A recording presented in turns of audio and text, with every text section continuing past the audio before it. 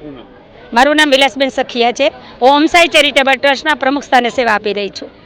આજે જે અમે 9/3/2025ના રોજ જે 51 દીકરીઓના ભવ્યથી ભવ્ય લગ્ન કર્યા હતા, એ દીકરીઓને આજે હું રોટલો ખાવા માટે એટલે કે જમવા માટે બોલાવ્યું હતું। હું આજ 7 વર્ષથી આ કામ કરું છું।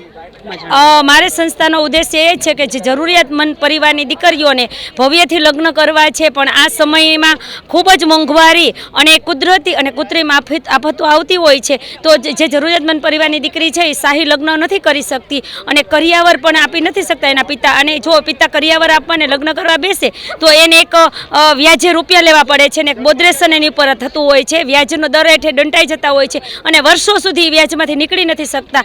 એના માટે મારો ઉદ્દેશ છે કે જે જરૂરિયાતમંદ પરિવારની દીકરીઓ છે એના પિતાને બોદ્રેશન ન થાય અને શાહી લગ્ન કરી શકે, પોતાની દીકરીને મનગમતા અને શાહી કરિયાવર આવી શકે, એના માટેનો અમારી સંસ્થા પ્રયાસ કરી રહી હોય છે।